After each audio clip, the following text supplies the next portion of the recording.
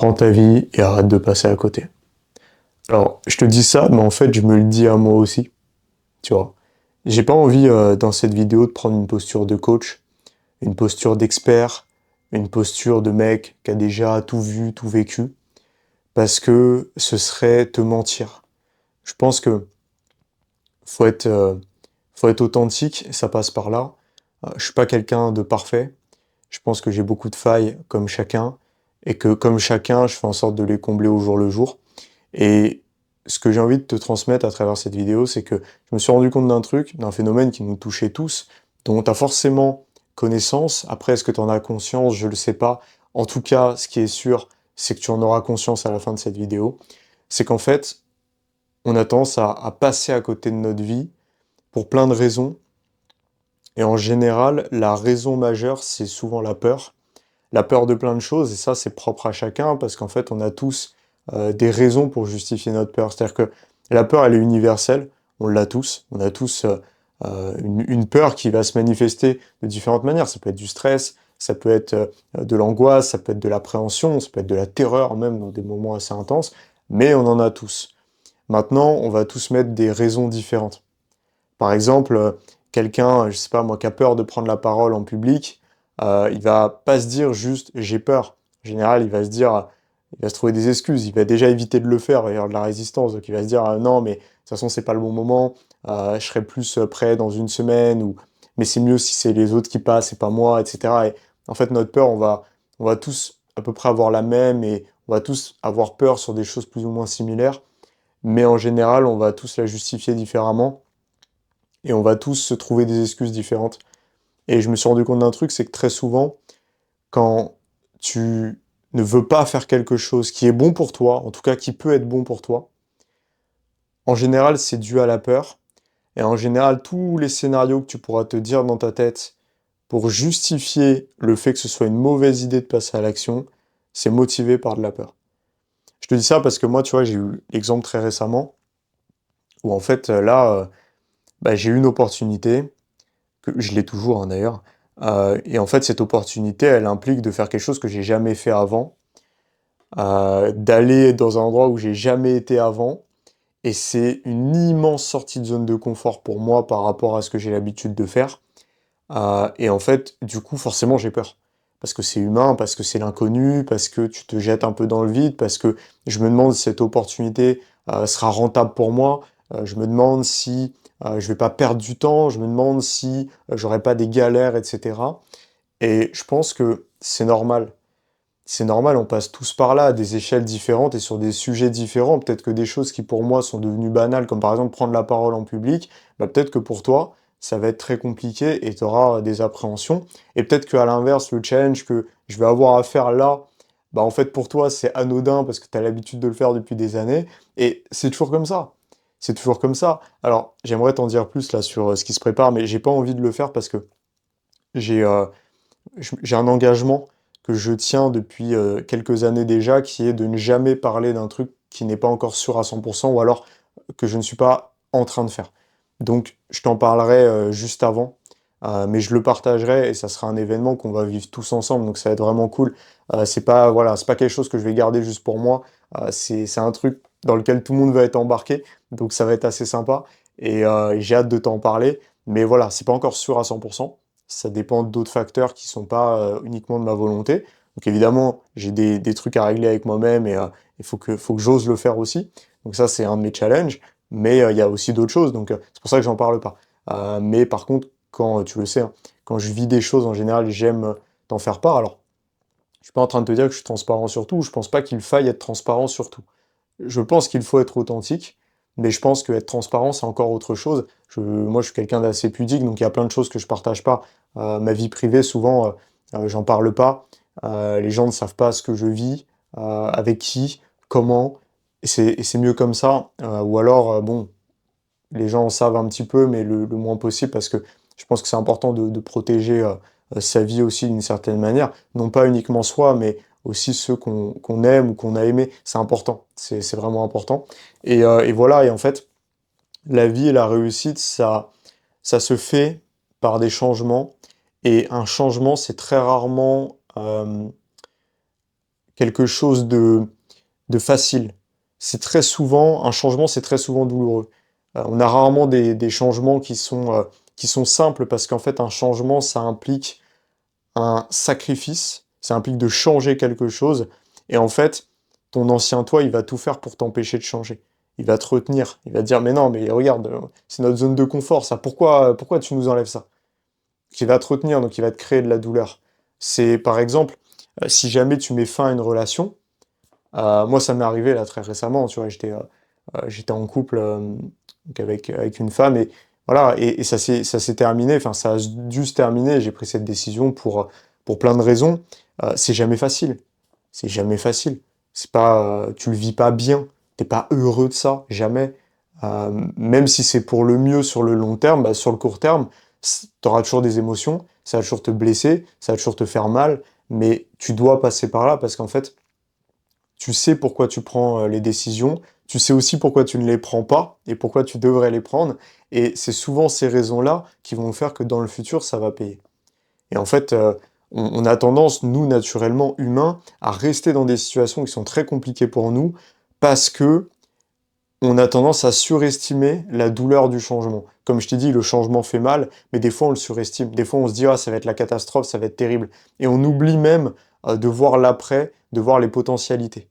On oublie de se dire, ah mais peut-être que si je fais ce changement, mais derrière ma vie, elle va être incroyable. C'est dur parce que c'est l'inconnu. Et souvent, on préfère rester dans quelque chose de connu qui fait mal, qui est douloureux, qui est néfaste, qui est malsain. Ça peut être pour tout, hein. Ça peut être la santé, ça peut être l'argent, ça peut être le travail, ça peut être des relations, ça peut être absolument tout. Ça peut être une condition, ça peut être plein de choses. On a tendance à préférer rester dedans plutôt que de se dire, bon, ok, je vais me jeter dans le vide, je vais affronter l'inconnu, parce qu'on sait que l'inconnu peut être douloureux, et on a tendance à surestimer la douleur que ça nous causera. Évidemment, il y aura de la douleur, mais on va la surestimer. Et en plus de ça, on a une incertitude qui se couple à ça, parce qu'on ne sait pas vers quoi on va. On a une idée, effectivement, on sait que par exemple, si jamais voilà, je quitte mon emploi et je me lance dans l'entrepreneuriat, bah, je sais que si je fais ça, j'ai quand même des chances de gagner de l'argent et de manière indépendante. Mais je sais aussi qu'il y a des chances pour que ça marche pas. Parce que l'entrepreneuriat, c'est dur. Donc en fait, c'est toujours la même chose. On n'a pas la certitude. Et souvent, l'homme, il s'accroche à la certitude, donc à l'absence de changement, hein, parce que la certitude, c'est ça. Quand il y a un changement, il y a de l'incertitude, il y a de l'instabilité. Nous, humains, on a tendance à s'accrocher au confort, à la sécurité, à la stabilité. Et le problème, c'est que c'est ce confort qui nous empêche d'évoluer, de progresser. Et donc, bah, prendre sa vie, c'est ça.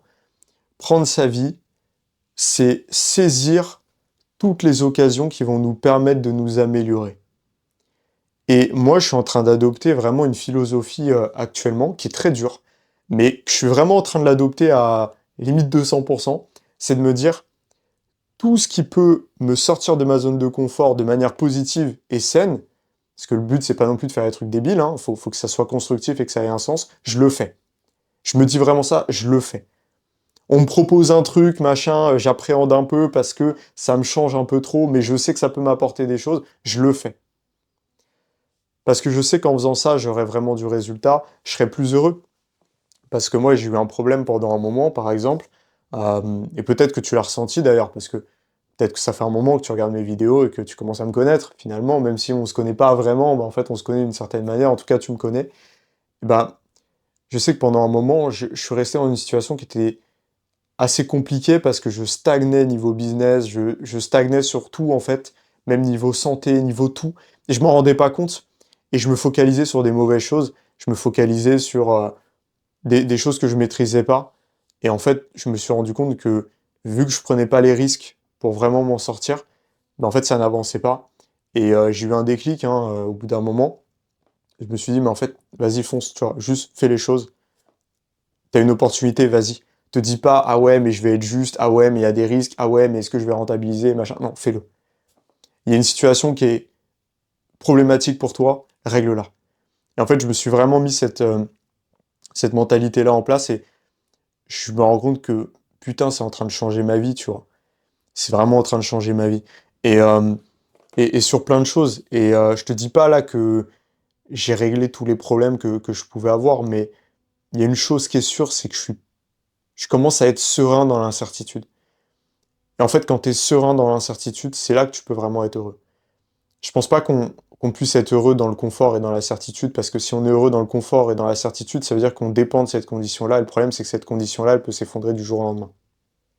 Alors que si on apprend à être heureux, à être épanoui dans le chaos, c'est là où tout change. Si tu es épanoui dans le chaos, ça veut dire que tu seras épanoui dans toutes les circonstances. En fait, il faut l'embrasser le chaos. Faut l'embrasser le chaos. Faut pas juste préparer son drame, tu vois. Faut embrasser le chaos aussi quand il arrive. Parce qu'il est toujours bénéfique, si tant est qu'on le voit. C'est toujours ça. Faut toujours voir ça du bon angle, bien l'analyser, bien le prendre en compte. Ça ne suffit pas de se dire, je vais me battre.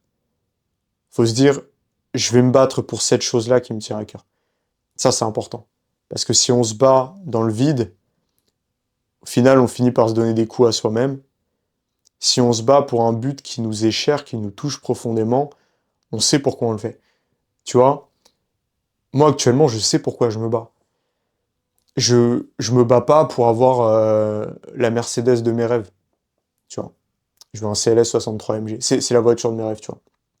Ça et la Bugatti Chiron. La tourbillon est pas mal aussi. Mais enfin, t'as compris, tu vois. C'est pas pour ça, en fait. Ça, c'est juste du matériel. C'est un truc, si je l'ai, c'est cool. Si je l'ai pas, ça change pas ma vie, tu vois. Je me bats aujourd'hui pour qu'en fait mes proches ils soient fiers. J'ai ce devoir-là, tu vois. J'ai ce devoir, en fait, d'envoyer un message à ma mère ou de lui dire, regarde ce que j'ai fait. J'ai ce devoir-là, moi, aujourd'hui. Je veux déjà, de un, les rendre fiers, et de deux, pouvoir les aider. En fait, c'est ça, moi, qui me touche aujourd'hui. Et ça, je l'ai compris parce que je me suis foutu dans l'incertitude. Quand je stagnais, mes objectifs, c'était juste faire de l'argent pour faire de l'argent, c'était juste la belle voiture, les palaces, les machins, c'était juste ça, j'étais bloqué là-dedans, j'étais matrixé là-dedans. Aujourd'hui, c'est pas que je m'en fous de ça, parce qu'évidemment que j'aime aller dans des beaux endroits et tout, mais je me rends compte que c'est pas si inspirant que ça, c'est pas si impactant que ça, et ça te touche pas si profondément que ça. Et d'ailleurs, souvent, ce qui te touche le plus, c'est les choses simples. Et dès que t'es trop dans la sophistication, c'est que tu te perds un peu. Et moi, je pense que j'étais rentré là-dedans d'une certaine manière. Je te dis la vérité, tu vois, avant, je voulais avoir des montres de fou et tout. Aujourd'hui, je m'en fous un peu, tu vois. Ça veut pas dire que j'en aurais pas, parce que j'aime les beaux objets, j'aime l'horlogerie. Mais regarde, tu vois, là, j'ai une Festina au poignet, et je la kiffe, cette montre. Je la kiffe, cette montre. C'est pourquoi? Parce que c'est ma mère qui me l'avait offert il y a à peu près peut-être 5 ans. Et je me rappelle, c'était hyper symbolique, parce que le moment où elle me l'a donné, c'était juste, je crois que je venais finir mes études. Et c'était juste au moment où j'allais me faire opérer. Donc j'étais à l'hôpital, tu vois, et elle me l'a donné, elle me l'a offerte. C'est symbolique. Tu vois, la montre, elle est rayée, je crois le bracelet, il s'enlève un peu. Mec, je la préfère à une Rolex, tu vois. Je la préfère à une Rolex, tu vois. Bon, après, je l'ai pas, la Rolex, mais je pense que je le dirais si je l'avais. Après, on sait pas, mais tu sais, la valeur symbolique, elle surpasse tout en général, tu vois. Donc, même si je te l'accorde, ma première montre, ma première belle montre sera symbolique aussi, parce que ça voudrait dire que j'ai franchi un cap dans ma vie et que voilà. Et il y a un truc aussi, c'est que nous, en tant qu'hommes, en tout cas nous, en tant qu'hommes qui avons une mission de vie, une vision et qui voulons aller vraiment toucher des sommets, parce que je sais que c'est ton cas probablement, c'est le cas en tout cas des élèves qui bossent avec moi, et c'est pour ça que je travaille avec eux aussi, pour leur permettre d'atteindre cet idéal. Bah, en fait, ce que tu veux, c'est donner un sens aux souffrances de tes proches. C'est faire de ta réussite la leur, c'est faire de ta réussite le pilier qui leur permettra de pouvoir s'épanouir aussi. Moi, c'est aussi con que ça, tu vois. Perso, c'est aussi con que ça, ce que je veux. C'est ce qui m'anime en tant qu'homme ambitieux, c'est plein de projets, tu vois. Créer des projets de fou.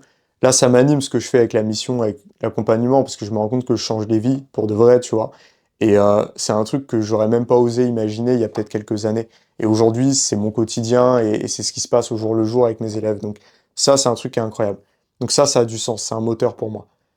Des autres projets, j'en ai encore plein. J'ai un autre projet qui arrive très bientôt, qui est complètement fou.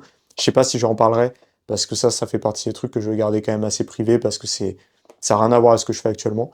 Mais voilà, il y a des choses qui sont complètement dingues, qui me dépassent. Mais au final, le plus important, ça reste ce que tu peux faire pour les tiens, pour toi-même, pour la personne que tu étais. Et moi, la question que je veux te poser aujourd'hui, parce que c'est la question que je me pose tous les jours, et que je commence à me poser tous les jours, parce que je sais qu'elle est importante, c'est aujourd'hui, tu es prêt à rester dans cette situation encore combien de temps? Parce que tu le sais au fond de toi, il y a des choses que tu devrais faire.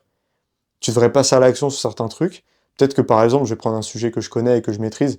Peut-être que par exemple, tu sais que tu veux évoluer professionnellement, personnellement, tu sais que tu veux une copine ou alors des copines, tu fais ce que tu veux, mec, je te juge pas, hein.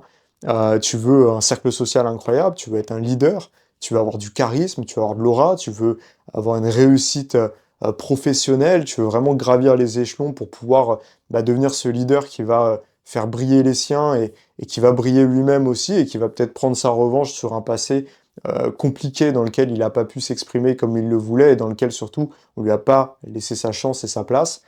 Donc peut-être que c'est ça que tu veux aujourd'hui, mais du coup, qu'est-ce que tu fais pour y arriver? Qu'est-ce que tu fais pour atteindre cet idéal? Qu'est-ce que tu fais? Parce que moi, je le vois, hein, les gars, je parle avec vous tous les jours. Donc là, je suis passé au vouvoiement parce que voilà, mais je parle avec vous tous les jours, les gars. Je sais ce que vous vivez, je sais qu'il y en a plein parmi vous qui sont dans des situations hyper dures, hyper compliquées, à chaque fois qu'ils se disent non, c'est bon, ça va le faire, machin, et ils font rien. Et ils font rien.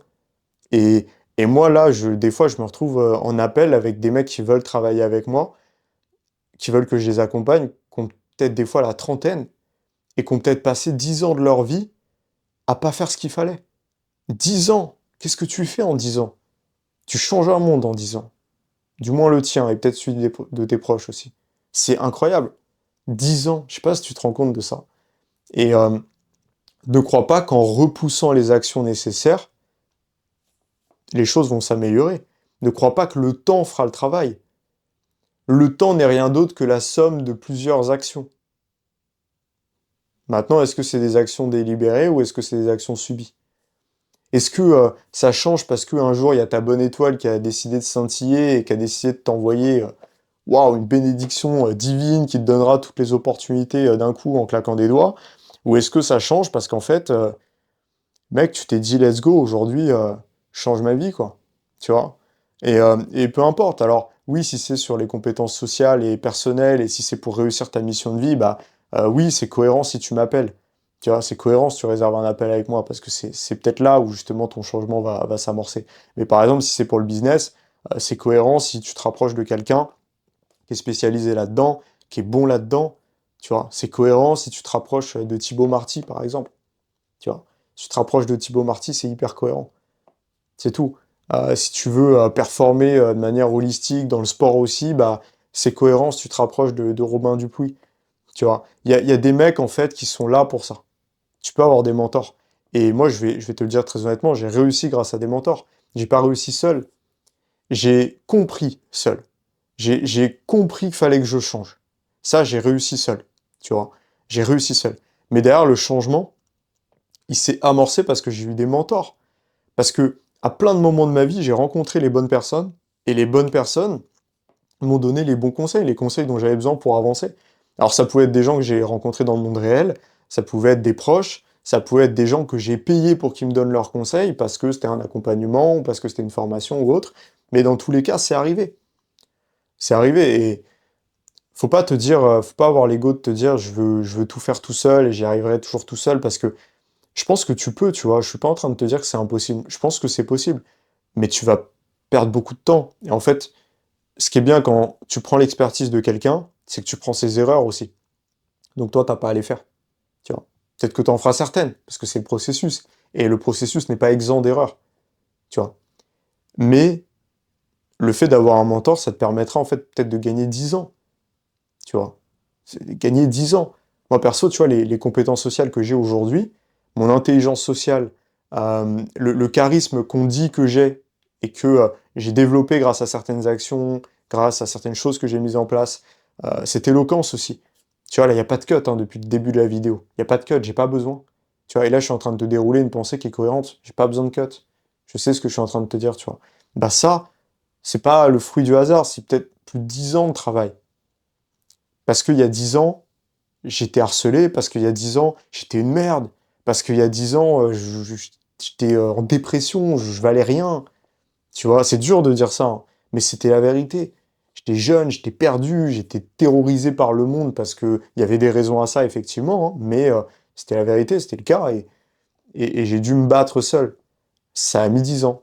Ça a mis 10 ans pour que j'arrive là aujourd'hui avec les compétences que j'ai, avec le savoir que j'ai, avec l'impact que j'ai sur les gens, sur les autres. D'ailleurs, sur toi aussi, parce que c'est pour ça que tu m'écoutes. Tu vois, c'est un long process. Et aujourd'hui, bah, t'as des mecs, ils travaillent avec moi allez, en maximum 2 mois, maximum, ils arrivent à faire ce que j'ai mis 10 ans à faire, quoi. Bon, après, toute proportion gardée, tu vois, à leur échelle. Mais c'est dingue. Enfin, après, ça dépend, hein, chacun a ses réussites, hein. Il y en a, ils ont des réussites incroyables. Je pense à Elliot notamment, qui va venir d'ailleurs en podcast, et tu verras, je ferai une interview avec lui, justement, où il racontera son évolution. Je pense à F, le mec qui est dans les forces spéciales, il a même fait mieux que moi. Aujourd'hui, le mec est dans les forces spéciales. Et il n'est pas juste dans les forces spéciales, c'est-à-dire que il a de l'impact avec ses gars, c'est-à-dire que c'est un élément moteur, c'est un mec qui se détache, qui se démarque des autres parce il est exemplaire, parce qu'il a du leadership, parce que le mec a du charisme et ça se ressent. Voilà. Ou Thibaut, putain, Thibaut Marty, je le citais tout à l'heure, il m'impressionne, il est incroyable. Il est incroyable. À la base, c'était un mec, il n'arrivait pas à se faire respecter, il était timide, il n'avait pas confiance en lui. Aujourd'hui, il fait des trucs incroyables. Aujourd'hui, niveau business, il est au-dessus de moi, largement. Le mec, il fait des 20 000 euros par mois, il fait des trucs de fou, il est sportif, il voyage partout, il a du charisme, enfin, c'est quand même dingue. Alors, c'est pas grâce à moi qu'il fait 20 000 euros par mois. Évidemment, il a eu des mentors dans le business. Mais en tout cas, une chose est sûre, c'est que moi, je lui ai donné des compétences personnelles et sociales qui lui ont permis d'avoir de l'impact avec les autres, de bien sociabiliser, de bien comprendre l'humain, de réussir à s'imposer et de faire en sorte que bah, c'est quelqu'un qu'on a envie d'écouter et donc quelqu'un avec qui on a envie de travailler et donc quelqu'un à qui on a envie de donner son argent. Donc c'est c'est un effet cumulé, tu vois. Et bah, c'est dingue. Donc chacun progresse à sa vitesse. J'ai d'autres élèves, bah, ils sont hyper fiers d'eux parce qu'ils ont réussi à faire une bonne prise de parole alors qu'ils étaient terrorisés par ça, qu'ils étaient trop timides. Alors oui, c'est peut-être moins que faire 20 000 euros par mois, mais à leur échelle, en fait, ça a peut-être autant de signification, si ce n'est plus, et c'est ça qui compte. Et moi, je suis pas dans le jugement de valeur ou quoi, je pense que on avance tous à notre rythme, on a tous nos challenges, nos défis, et si c'est nos défis, c'est que c'est important pour nous. Et donc, à partir du moment où on arrive à les atteindre et on arrive à outrepasser ça, mais en fait, ça veut dire que on a progressé, c'est incroyable, il faut être fier de soi. Donc, j'aimerais conclure cette vidéo là-dessus. Si jamais tu veux connaître ton niveau de compétence sociale, j'ai fait un test. Donc, tu as juste à cliquer en dessous. Tu peux faire le questionnaire. Ça te donnera ton niveau, ton stade d'évolution. Est-ce que tu es en phase d'enfermement, de lutte interne, de lutte externe, etc. Ça va te permettre de comprendre aussi ce que tu dois mettre en place pour progresser. Donc, c'est complètement gratuit. Donc, tu peux cliquer juste en dessous dans la description. Tu peux le faire. Et tu auras un plan d'action aussi où je te dévoile justement la stratégie de la mission qui a permis à mes élèves d'avoir justement ces résultats. Donc voilà. En tout cas, moi, ça m'a fait plaisir de te parler comme ça à cœur ouvert. Ça faisait un moment. J'avais un peu oublié cet exercice et c'était pas. Je trouve ça dommage parce que je trouve ça bien et je pense que c'est important. Et je suis un humain comme toi, tu vois. Je suis un humain comme toi. J'ai pas à mettre de distance ou quoi. Je pense que c'est pas nécessaire. Alors ouais, quand je donne des conseils, je donne des conseils. C'est normal que j'ai une certaine position et que je me place d'une certaine manière. Mais je pense que là, dans ce genre de vidéo, c'est bien que ce soit authentique. Et en tout cas, si tu as apprécié, n'hésite pas à me le dire en commentaire. Moi, ça m'encouragera à continuer parce que j'ai des belles choses à te partager. Donc en tout cas, voilà. Je te souhaite le meilleur. Et puis, tu le sais, on se rejoint au sommet.